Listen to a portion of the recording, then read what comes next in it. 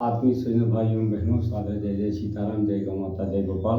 आज हम रामचरित मानस में गाए जाने वाले सुंदरकांड की चर्चा करते हैं। सुंदरकांड का मतलब ये है कि ये व्यवस्था परिवर्तन का ये श्री गणेश है।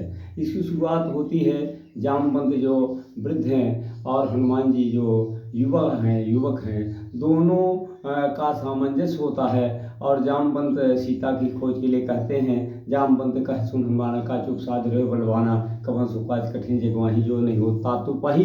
ये यह सुनकर हनुमान जी को अपनी याद आ गई कि हम किस काम के आए ले हैं। तो जब राम काज लगी तब अवतारा, सुनते हुए वर्ता कारा। और उन्होंने सोचा ये तो मैं राम काज के लिए आया हूँ, तो राम काज क्या है आइए देखते हैं। हनुमान जी जाते हैं, लंका जाते हैं। और लंका कैसे जाते हैं, न पूजा की, न उपासना की, न जप किया, न तप किया, न व्रत किया, न कुछ हुआ। हृदय को निर्मल करके भगवान को बसा लिया और लंका को चल दिए। लंका में गए और बार बार रघुवीर सवारी बार बार देखते हैं कि कहीं काम ना आ जाए। और वहाँ जाते हैं तो और सब जगह देते हैं। एक जगह विभीषण से भेंट होती है जहाँ निछक्त राक्षसों की नगरी है, वहाँ विभीषण से भेंट होती है। विभीषण प्रश्न करते हैं कि हे हनुमान जी, हम तो बहुत जप तप कर रहे हैं और रात दिन राम नाम का जप कर रहे हैं, लेकिन हमको हमारा भगवान से मिलन क्यों नहीं रहा। तो हनुमान जी ने कहा देखिए, जब आप कि यहाँ सीता माता आई है लंका में, रावण आपका भाई चुरा लाया है, तो आप राम का नाम जप कर रहे हैं, लेकिन उस अन्यायी रावण का आपने विरोध नहीं किया, जाकर उसको समझाया नहीं, उसको बताया नहीं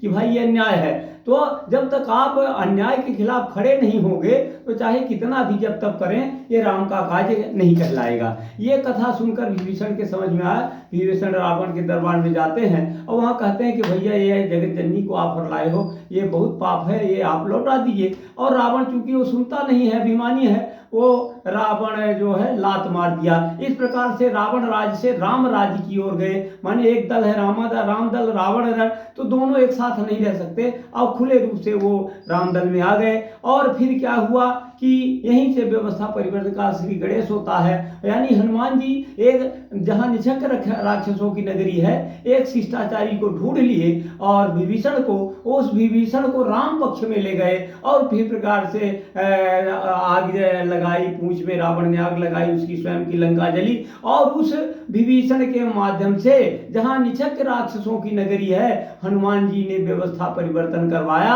और रावण राज्य का खात्मा किया और शिष्टाचारी विभीषण राज्य को सत्ता सौंपी।